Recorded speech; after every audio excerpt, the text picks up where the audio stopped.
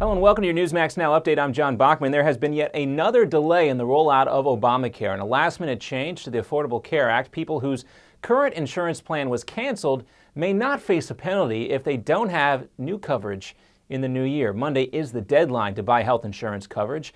To get coverage by January 1st, the Affordable Care Act does require all Americans to have coverage or face a fee. Some call it a tax, but millions of people saw their plans canceled because they don't meet new standards.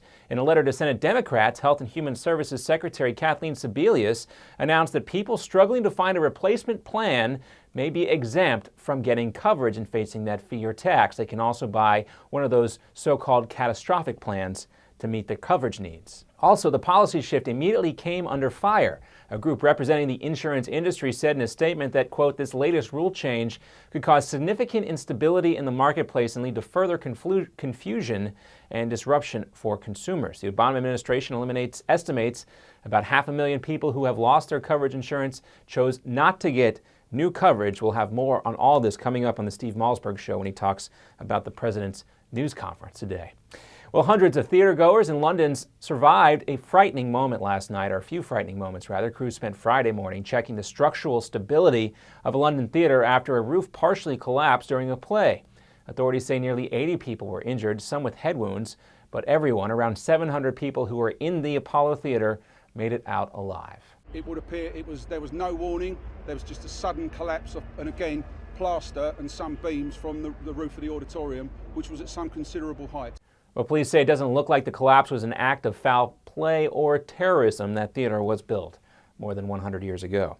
And there's more evidence of a worsening crisis in Central Africa. President Obama has now deployed military troops to South Sudan. There's about 45 people that make up this contingent of military personnel, and they will arrive in Juba to help protect the U.S. Embassy there, as well as U.S. citizens. South Sudan is the world's newest country after it split from the Sudan in 2011. The country is in the middle of ethnic violence that has killed hundreds of people in recent weeks. The U.S. State Department has asked all non-essential Americans to leave the country.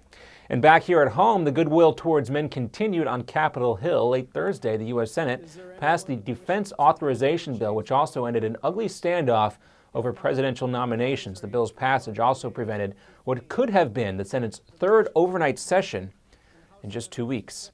And when we come right back, following the dust-up over Duck Dynasty patriarch Phil Robertson's comments, we talk exclusively with Media Research Center founder Brent Bozell.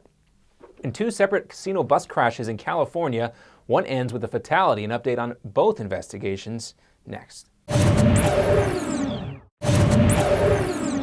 Welcome back. Another tour bus accident. A tour bus accident has sent 30 people to the hospital in California. That bus was headed to a casino and flipped over near Los Angeles. The bus driver told authorities that the bus just started swerving and he lost control. But in a separate incident, one person was killed and many others were injured not far from that first bus crash when another accident and another casino bus flipped over. That crash is also under investigation.